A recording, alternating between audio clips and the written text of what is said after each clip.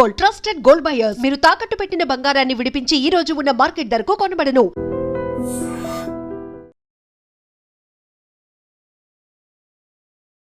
ఎందుకని డూప్లికేట్ ఓటర్లుగా ఉన్నారు, లేకపోతే వాళ్ళ పేరు మరోసారి ఓటర్ లిస్ట్లో కనిపిస్తోంది, లేకపోతే వాళ్ళంతా మిస్ అయిపోయారా?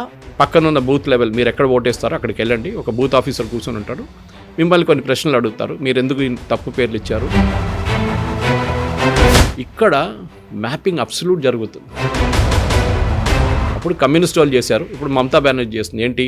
దొంగ ఆధార్ కార్డు, అప్పుడు ఆధార్ లేకుండే దొంగ రేషన్ కార్డులు తయారు చేయడం, దొంగ బర్త్ సర్టిఫికేట్ తయారు చేయడం, టెన్షన్ మొదలైంది. మమతా బెనర్జీ ఏమో మీ కిచెన్లో ఉన్న ఎక్విప్మెంట్ అంతా రెడీ చేసుకోండి, పనిముట్లన్నింటినీ వాడండి అంటే ఆమె. దెన్ వాట్ అబౌట్ లాంగ్ రన్లో ఎఫెక్ట్ పడుతుంది, థ్రెట్ అవుతారు, లేకుంటే సెక్యూరిటీకి ప్రాబ్లం అవుతుంది, ఇవన్నీ ఉన్నాయి కదా. దాని గురించి ఎందుకు ఆలోచించట్లేవు రాష్ట్రాలు? మరి మీరు ఎందుకు ఎంకరేజ్ చేస్తున్నారు అంటే మీకు అది ఒక ఓట్ బ్యాంక్ పాలిటిక్స్. ఇప్పుడు యూపీలో. నమస్తే, నేను Kavitha. Welcome to I dream news and నిజాలు. స్పెషల్ ఇంటెన్సివ్ రివిజన్కి సంబంధించి ఎలక్షన్ కమిషన్ 5 రాష్ట్రాల్లో ఇప్పటిదాకా జరిగినటువంటి వాటి లెక్కల్ని అందించింది. అందులోనూ ప్రధానంగా రాజస్థాన్లో 41.8 lakh ఓటర్లని తొలగించినట్టుగా అనౌన్స్ చేసింది. ఇక వెస్ట్ బెంగాల్కి సంబంధించి చూస్తే ఇప్పటికీ 58 లక్షల ఓట్లని తొలగించినట్టుగా అనౌన్స్ చేసింది. At the same time unmapped ఓటర్లు 32 లక్షల మంది దాకా ఉన్నారు. ఓవరాల్గా వెస్ట్ బెంగాల్కి సంబంధించి ఈ లెక్క 1.2 crore ఓటర్ల దాకా ఉండేట్టుగా ఇప్పుడు ఒక ఫిగర్ అనేది అయితే కనిపిస్తోంది. అఫీషియల్గా దానికి సంబంధించి ఒక డిక్లరేషన్ రావాల్సిన అవసరం ఉంది. ఇంతమంది ఓటర్లు, ఇన్ని లక్షల మంది ఓటర్లు ఎందుకని డూప్లికేట్ ఓటర్లుగా ఉన్నారు, లేకపోతే వాళ్ళ పేరు మరోసారి ఓటర్ లిస్ట్లో కనిపిస్తోంది, లేకపోతే వాళ్ళంతా మిస్ అయిపోయారా, చనిపోయారా, ఏం జరిగింది, ఎందుకని ఇంత పెద్ద ఎత్తున ఈ లెక్కలు బయటపడుతున్నాయి? At the same time oppose కూడా ఎందుకని కనిపిస్తోంది? మనతో పాటుగా ఉన్నారు సీనియర్ జర్నలిస్ట్ సురేష్ కొచ్చతిల్ గారు. సార్ నమస్తే. మనం ఇప్పటిదాకా బీహార్ మాట్లాడుకున్నాము, వెస్ట్ బెంగాల్ మాట్లాడుకున్నాము, బట్ సర్ప్రైజింగ్లీ రాజస్థాన్లో కూడా 41.8 lakh ఓటర్స్, అది కూడా వాటిని తొలగించారు అనుకుంటే ఎక్కడ తక్కువ నెంబర్ అనేది కనిపించట్లేదు కదా. ఎక్సెప్ట్ లక్షద్వీప్లో 1400 ఓటర్లు ఉన్నారు, ఎందుకంటే అక్కడ తక్కువ జనాభా ఉంది కాబట్టి. ఈవెన్ గోవాలో కూడా 1,00,000కు పైగా ఓట్లు అనేవి ఉన్నాయి, పుదుచ్చేరిలో 1,00,000కు పైగా. ఇవన్నీ కూడా duplicate votes, dead votes and permanently migrated voters, 3 కేటగిరీలు అన్నమాట. మనం లాస్ట్ ఓటర్ రివిజన్ జరిగింది మన్మోహన్ సింగ్ టైంలో 2002లో. అది 2003 దాకా ఎక్స్టెండ్ అయింది. దానికి ఒక బేస్ ఇయర్గా తీసుకున్నారు ఎలక్షన్ కమిషన్. ఆ ఎలక్షన్ కమిషన్ ఏమంటున్నారు, అప్పుడు మీ నాన్నగారు అమ్మగారు లేకుంటే మీరు కూడా ఓటర్ లిస్ట్లో ఉంటే then there is no problem, మీరు మ్యాచ్ చేసుకోవచ్చు. ప్రాజనీ మ్యాపింగ్ అంటారు. అంటే మీ నాన్నగారి పేరు ఇదని మీరు చూపిస్తే అది అక్కడ మ్యాచ్ అవుతుంది, ఏదో ఒక కాన్స్టిట్యున్సీలు ఉంటుంది, మీరు ఇద్దరు మ్యాచ్ అయిపోతుంది కంప్లీట్. లేకుంటే మీ అమ్మగారి పేరు, ఇద్దరు లేకుంటే మీ రిలేటివ్స్ పేరు ఉంటుంది, మ్యాచ్ చేసుకోవచ్చు.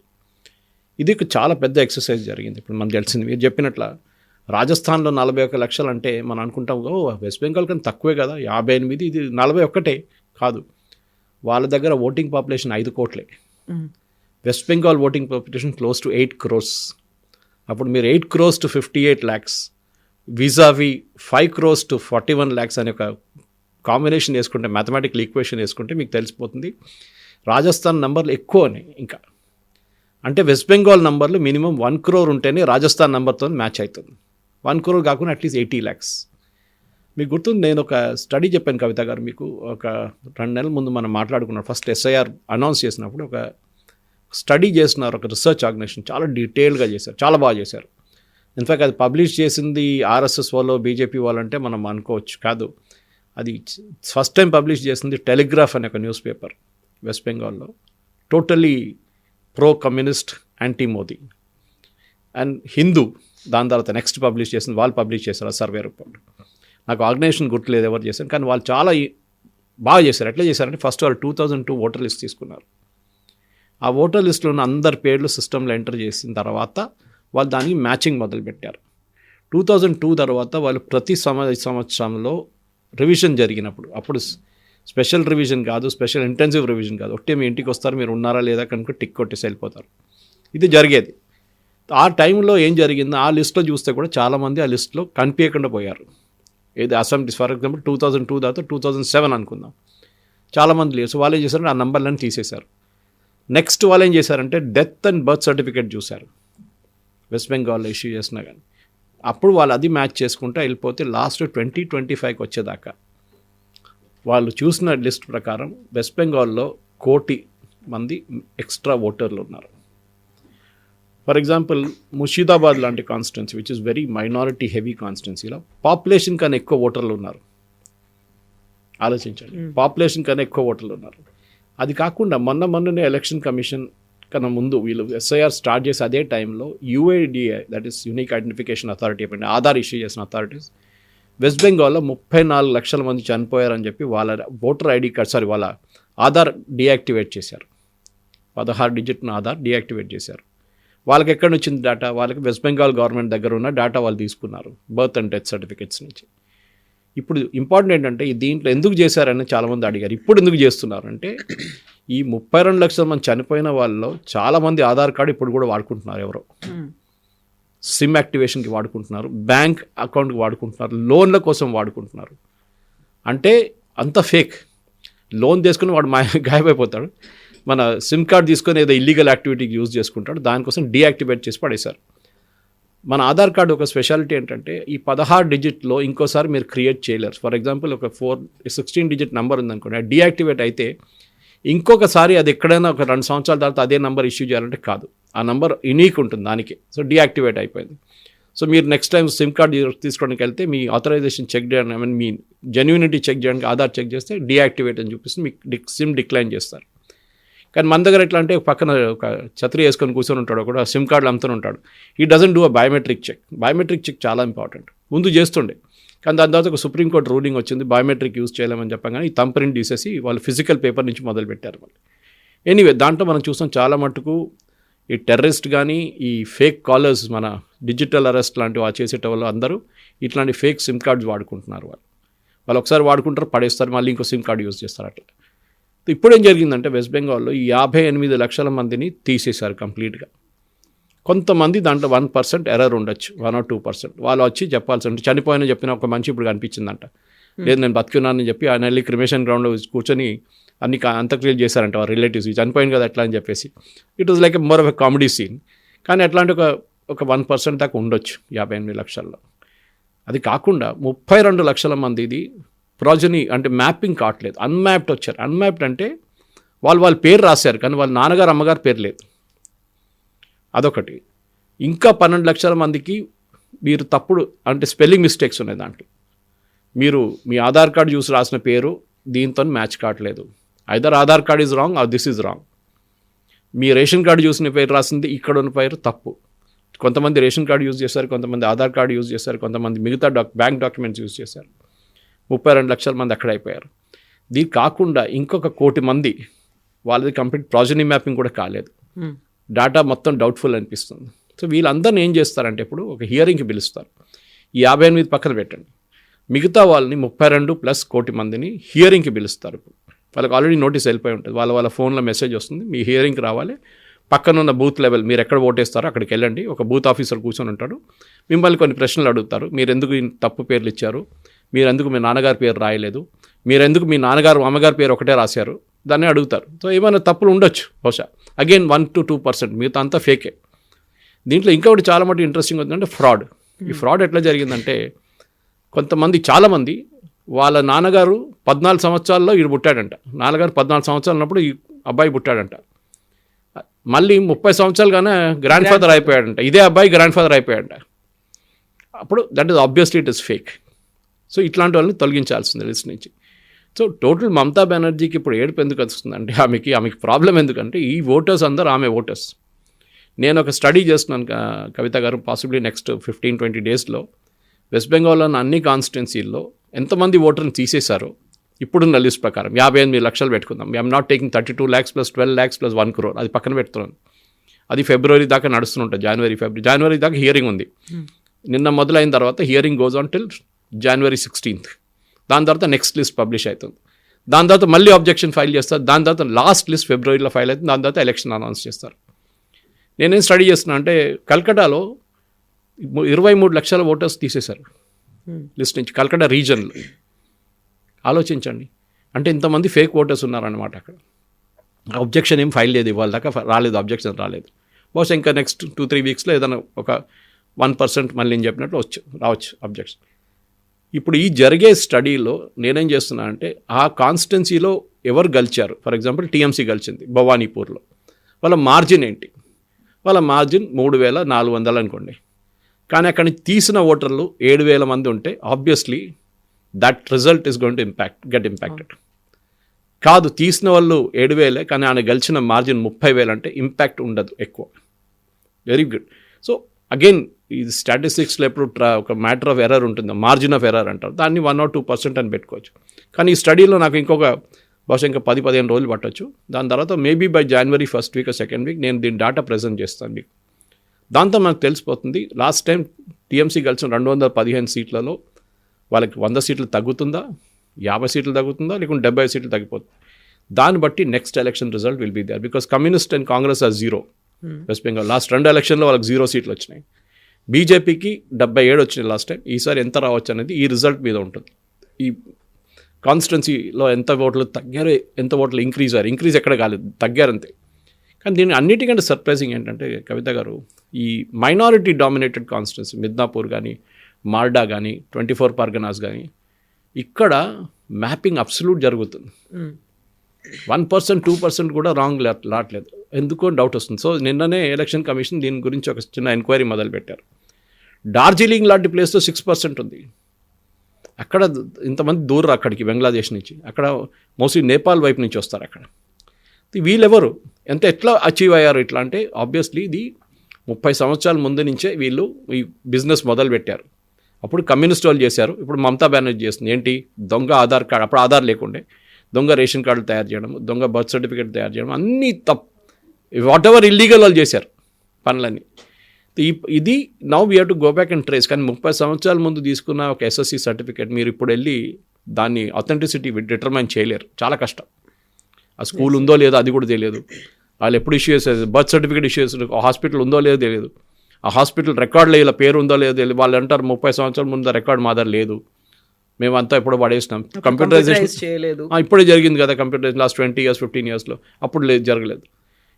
బహుశా ఈఎస్ఐఆర్ తర్వాత కూడా ఒక ఎక్సర్సైజ్ జరగాల్సి వస్తుంది వెస్ట్ బెంగాల్లో. ఎందుకంటే ఈ బంగ్లాదేశ్ వైపు నుంచి వచ్చిన వాళ్ళు ఫర్ ఇంట్రెస్టింగ్ ఒక ఫ్యామిలీ కేసు నేను చదివాను నిన్న టైమ్స్ ఆఫ్ ఇండియాలో. వాళ్ళు 3 ఉన్నారు, husband, wife and 1 kid, grown up son. వాళ్ళు అస్సాం లిస్ట్లో ఎన్ఆర్సీ నడుస్తుంది అక్కడ, నేషనల్ రిజిస్టర్, దాంట్లో వాళ్ళని నాన్ సిటిజన్స్గా డిటర్మైన్ చేశారు. వాళ్ళు వచ్చి వెస్ట్ బెంగాల్ సెటిల్ అయిపోయి ఇక్కడ సిటిజన్షిప్ దొరికింది వాళ్ళకి. అంటే ఇక్కడ Aadhaar card, voter ID card, ration card అన్నీ తయారు చేసుకున్నారు వాళ్ళు. కానీ ఆసాంలో పట్టుకున్నారు వాళ్ళని. కానీ ఆసాం ఎన్ఆర్సీ అనేది డిఫరెంట్ ప్రాసెస్, అది అక్కడ చాలా స్ట్రిక్ట్ ఉంటుంది. అది వాళ్ళ అక్కడ స్ట్రిక్ట్ ఉండాలని తెలిసినప్పుడు వాళ్ళు అక్కడి నుంచి పారిపోయి వెస్ట్ బెంగాల్కి వచ్చేసరికి ఇక్కడ వచ్చి సిటిజన్షిప్ తీసుకున్నారు. కానీ అక్కడ they been shown as non citizens. Now they will have to answer the question. మీరు ఇక్కడి నుంచి కొత్త డాక్యుమెంట్స్ తీసుకున్నారు, అది ఆఫ్ కోర్స్ బ్యాక్ డేట్ చేసి చూపిస్తారు, మీరు 1960sలో పుట్టారు, 1970లో పుట్టారు అని చెప్పేసి.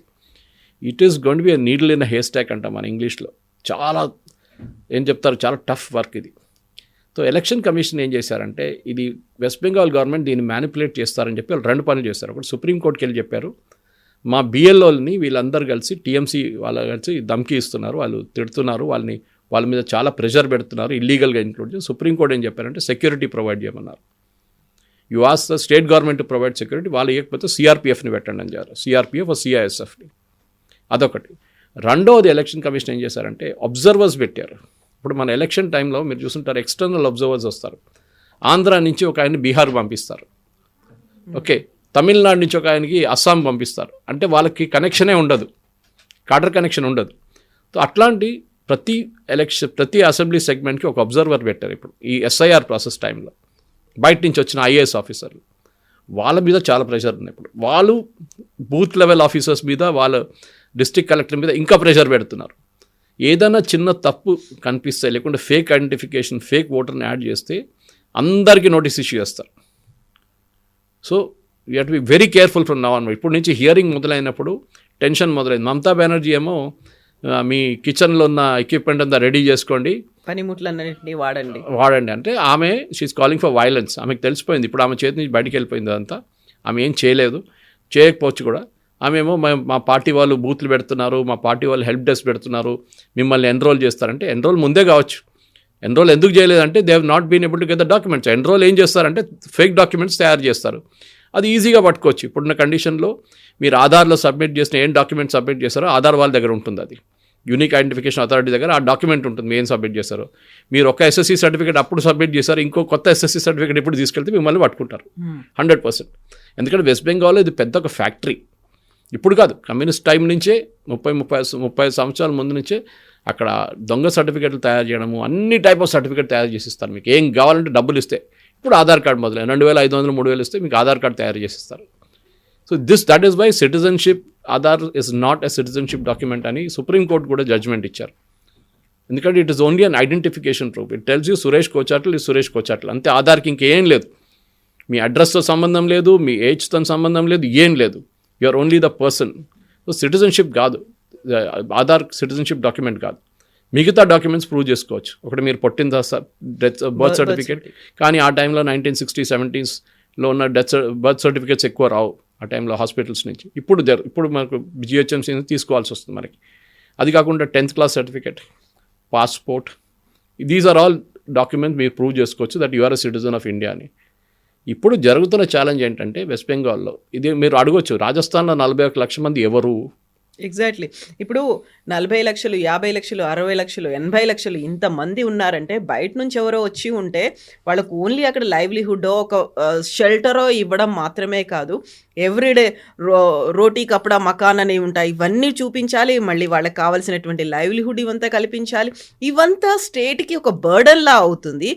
ఎవరి ఇంట్రెస్ట్ కోసము అనేది వస్తుంది. వాళ్ళతో వస్తే ఓట్లు వేయించుకుంటే ప్రభుత్వం ఏర్పడుతుందేమో, కానీ దెన్ వాట్ అబౌట్ లాంగ్ రన్లో ఎఫెక్ట్ పడుతుంది, థ్రెట్ అవుతారు, లేకుంటే సెక్యూరిటీకి ప్రాబ్లం అవుతుంది. ఇవన్నీ ఉన్నాయి కదా, దాని గురించి ఎందుకు ఆలోచించట్లేవు రాష్ట్రాలు? మరి ఓట్ బ్యాంక్ పాలిటిక్స్ సింపుల్. ఓటేస్తారు, అయిపోతుంది, అక్కడ గవర్నమెంట్ ఫామ్ చేసుకుంటారు, నెక్స్ట్ టైం మళ్ళీ వాళ్ళు ఓటేస్తారు. మరో 5 ఏళ్ళ పండుగ కదా, ఓట్ పండుగ ఉంటుంది త్రూఅవుట్. 5 సంవత్సరాల దాకా వెయిట్ చేయక్కర్లేదు. ఒక లోక్సభ కాగానే అసెంబ్లీ కాగానే లోకల్ బాడీ కాగానే మున్సిపాలిటీ, లేకుంటే సర్పంచులు, లేకుంటే జెడ్పీటీసీలు, ఎంపీటీసీలు నడుస్తుంది. పండుగ ఎలక్షన్. అదే కదా, ఎప్పుడైనా మోడల్ కోడ్ ఆఫ్ కండక్ట్ ఉంటుంది మన దగ్గర, త్రూఅవుట్ ద ఇయర్ ఉంటుంది. So this is the main thing. అంటే మీరు ఎందుకు ఎంకరేజ్ చేస్తున్నారు అంటే మీకు అది ఒక ఓట్ బ్యాంక్ పాలిటిక్స్. ఇప్పుడు యూపీలో 2 కోట్ల మంది దాకా పోతారు out of the voter list. ఎందుకంటే వాళ్ళ ఓటర్ బేస్ చాలా పెద్ద. I think it's almost close to 18 crores or 20 crores వాళ్ళ ఓటింగ్ పాపులేషన్. దాని నుంచి 2 నుంచి 3 కోట్ల మందిని డెఫినెట్గా పోతున్నారని చెప్తున్నారు. Already 2 crores identified. వాళ్ళది డేట్ ఎక్స్టెండ్ చేశారు, ఎందుకంటే పాపులేషన్ చాలా ఎక్కువ ఉందని చెప్పి ఓటింగ్ పాపులేషన్ డేట్ ఎక్స్టెండ్ చేశారు. బహుశా ఇంకా వారంలో వాళ్ళ డీటెయిల్స్ కూడా రావచ్చు, మధ్యప్రదేశ్తో సహా, మహారాష్ట్రతో సహా, దాన్ని పెద్ద స్టేట్స్. ఇన్ని లక్షలు కోట్ల మంది ఉన్నారు అంటే వీళ్ళందరూ ఇల్లీగల్గా వచ్చినటువంటి మైగ్రెంట్స్ అయినా, లేకుంటే ఒక చోటు నుంచి ఇంకో చోటికి బతుకు తెరువు కోసం పోయిన వాళ్ళు అనుకోవాలా? వాళ్ళ ప్రాబ్లం లేదు కదా. మీరు ఒక చోటు నుంచి ఒకటి వెళ్తే మీకు ప్రాబ్లం లేదు, మీది ఏదో ఐడెంటిటీ డాక్యుమెంట్ మీ దగ్గర ఉంటుంది. ఇదంతా ఇల్లీగల్గా దూరిన వాళ్ళు. సుప్రీంకోర్టు చెప్పారు కదా, రోహింగ్యా కేసులో సుప్రీంకోర్టులో హెబియస్ కార్పస్ వేసిన సుప్రీంకోర్టు ఏం చెప్పారు? Justice Kant was there, chief justice. మనకు ధర్మశాల కాదు, మన దేశంలో ఉన్న పిల్లలకి చదువు చెప్పడానికి ఫ్రీ ఎడ్యుకేషన్ ఇవ్వడం బదులు రోహింగ్యా వాళ్ళు వచ్చి వాళ్ళు తీసుకుంటే ఏంటిది? మన దగ్గర రేషన్ ఇవ్వాల్సింది, మనం ఇవ్వాల్సిన బియ్యం వాళ్ళకి ఎందుకు ఇవ్వాలి? We're not a dharamshala. Bangladesh వాళ్ళని, రోహింగ్యాలను తీసుకోవడానికి we're not here for that.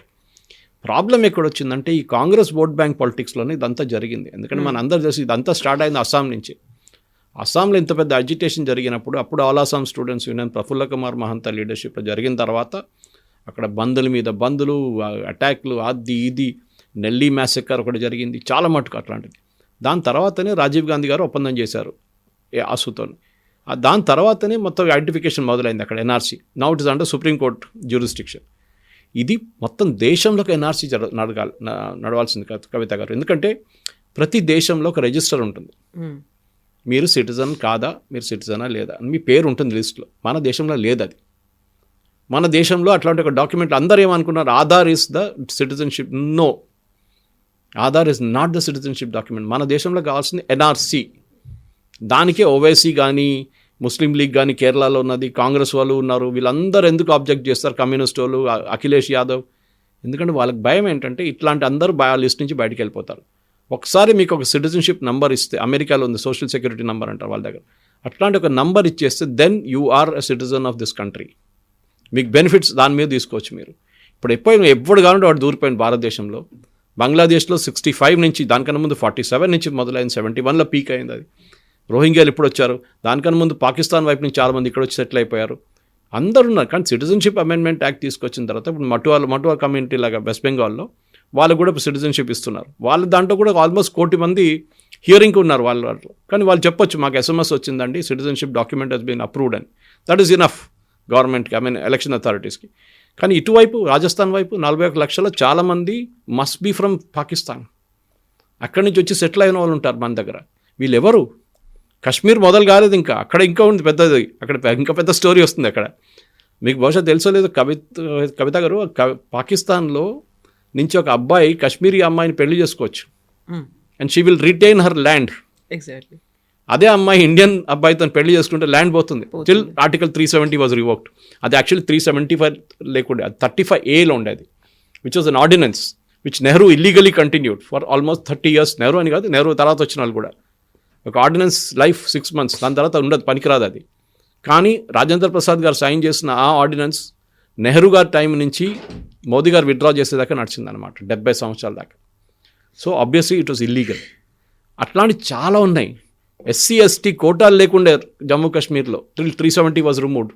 ఎవరైనా అడిగారండి? కాంగ్రెస్ వాళ్ళు ఎవరైనా అడిగారా ఎందుకు SC ST OBC కోటా ఇవ్వట్లేదు? అక్కడ OBC ఇచ్చారు కొంతమంది, ఎందుకంటే కాశ్మీర్లో కొంతమంది ముస్లిమ్స్ BC కోటాలు వస్తారు, బకర్వాల్స్ లాంటి వాళ్ళు. కానీ SC STs కోటా ఎందుకు ఇవ్వట్లేదండి కాశ్మీర్లో?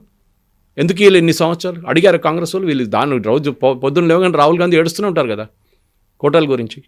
So this is where it comes. ఇది పెద్ద ఎక్సర్సైజ్, SIR ఎక్సర్సైజ్, ఈ స్పెషల్ ఇంటెన్సివ్ రివిజన్ ఎక్సర్సైజ్ని ఒపోజ్ చేయడంలోనే మీకు తెలిసిపోతుంది. యోగి ఆదిత్యనాథ్ గారు మాట్లాడలేదే. ఎగ్జాక్ట్లీ. ఎందుకంటే ఇక్కడ మనం ఓన్లీ లక్షల్లో చూస్తున్నాం, అక్కడ 2 కోట్లు అంటున్నారు మీరు. రాజస్థాన్లో 41 లక్షల మంది తీసే ముఖ్యమంత్రి ఏడుస్తున్నారా? నో, ఈ sir remove it, I have no problem. ఎందుకు మా ఓట్ వాళ్ళు ఇల్లీగల్, వాళ్ళు తీసేసేయండి.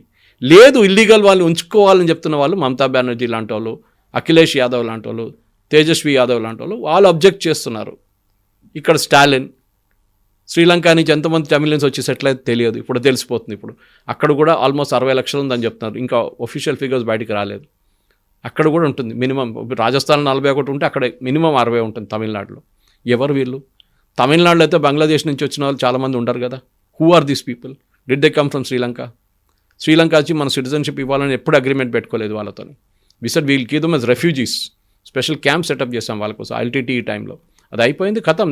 Camps are dismantle now. కానీ మళ్ళీ తెలంగాణ, ఆంధ్రప్రదేశ్ ఇప్పుడు వస్తుంది, వెయిట్ చేయండి. ఇక్కడ కూడా ఉంటుంది. ఇక్కడ రోహింగ్యా క్యాంపులు ఉన్న రోహింగ్యా ఫుట్బాల్ టీం ఉంది ఇక్కడ, వాళ్ళకి యూట్యూబ్ ఛానల్ ఉంది ఒకటి. సో ఇట్లాంటి దాంట్లో చాలామంది ఇక్కడ కూడా పట్టుబడతారు. కానీ మనకు వచ్చినప్పటికల్లా ఈ major states UP, Rajasthan, Madhya Pradesh, ఈ 3 స్టేట్ అండ్ మహారాష్ట్ర, ఈ 4 స్టేట్లో ఉన్న ఫిగర్స్ మీకు షాక్ అయిపోతుంది. దాంట్లో రాజస్థాన్ ఆల్రెడీ ఫిగర్స్ వచ్చేస్తుంది మనకి. ఈ 3 స్టేట్లు చూడండి, మినిమం యూపీ అయితే 2 కోట్ల మంది కన్నా ఎక్కువ ఉంటారు. 2,50,00,000 మంది దాకా లిస్ట్ నుంచి బయటికి వెళ్ళిపోతారు. భారతదేశంలో 100 కోట్ల ఓటర్లు అని చెప్పుకున్నాను మనం ఒక సంవత్సరం ముందు. 100 కోట్లు లేరు, అప్పుడే నేను చెప్పాను 88 crores ఉంటుంది, 86 to 88 crores. మిగతా అంతా 12 crores fake, dead, missing, that is ఈ అడ్రస్లో మీరు లేరు, that is permanently migrated or duplicate voters. ఈ 3 తీసేస్తేనే మీకు 12 కోట్ల మంది వెళ్ళిపోతారు లిస్ట్ నుంచి. దాని తర్వాత ఈ మ్యాపింగ్, ప్రాజనీ మ్యాపింగ్లో మీరు బయట నుంచి వచ్చిన మీ అమ్మ నాన్నగారి పేరు తప్పు, లేకుంటే 14 వయసులోనే మీరు పుట్టారు, మీకు అబ్బాయి అయిపోయాడు, అమ్మాయి అయిపోయారు, మీరు 30 సంవత్సరాలు కానీ మీరు గ్రాండ్ ఫాదర్ అయిపోయారు, మీ నాన్నగారు అమ్మగారి పేరు ఒకటే, అది ఎట్లా అవుతుందండి? ఇదన్నీ ఇక్కడ తీయాల్సి వస్తుంది, బయటకు వస్తుంది. We never created a proper documentation till now. అది ఇప్పుడు జరుగుతుంది. సో మామూలుగా ట్రెమార్సే కాదు, ఎత్తుకు రాబోతోంది. ఇంకా చూస్తున్నాండి తమాషా, అవి పిక్చర్ అవి బాకీ హై అవి. Yes, sir. Thank you so much. Thank you. Thank you.